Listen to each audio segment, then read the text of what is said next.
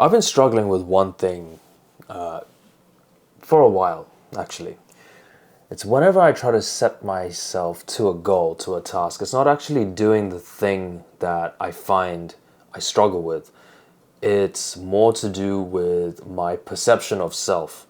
And honestly, imposter syndrome is the thing that keeps hitting me. I've been looking through a lot of videos on YouTube lately because that's where I want to primarily reside as a content creator. I want my domain to exist a lot on YouTube. One thing that I realized is that I'm continuously thinking that my ability is far less effective than it actually is.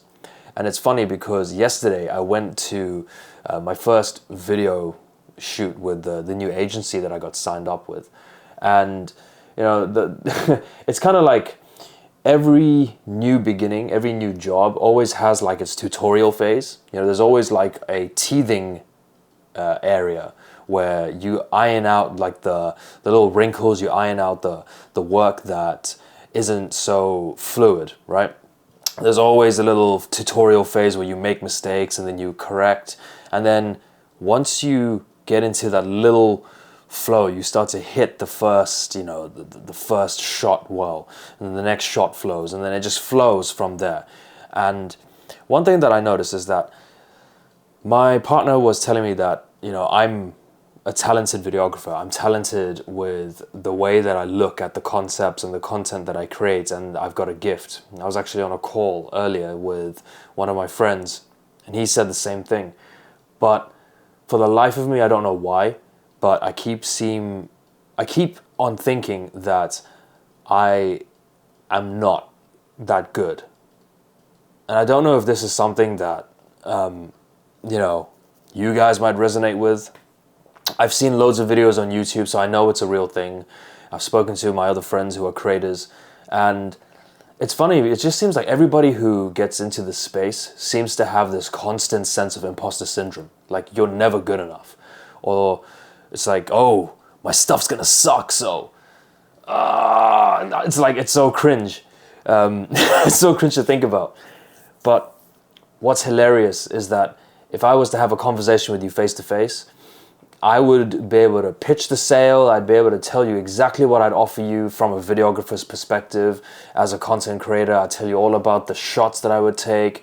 I'd tell you all about the motion graphics that I can put in, the color grading, the audio mixing, everything. I can sell you my services as a professional package. But for some reason, when I step in front of this camera and I start creating content for myself, then it's a completely different ballgame. And it's really weird. I don't know. I've had a few conversations with my mom about this.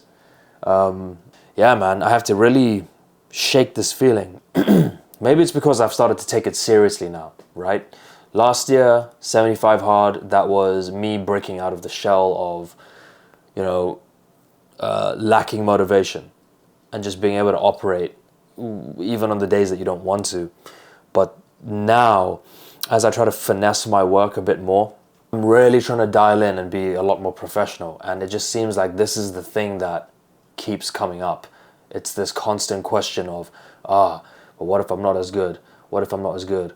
What if my stuff sucks? Or what if I come across as too amateur? And I'm just thinking like, dude, why?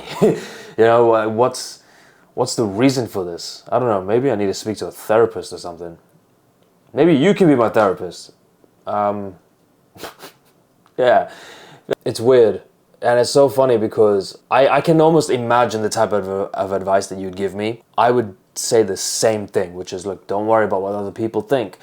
Just keep doing the work that actually matters. The simple fact that you're hitting record is a win within itself, It doesn't matter how it turns out as opposed to what you learn along the process and in the journey. And I've lived that myself, from just doing the motivational vlogs, from doing the hours in the gym, from speaking to people, from the Reiki that I've done.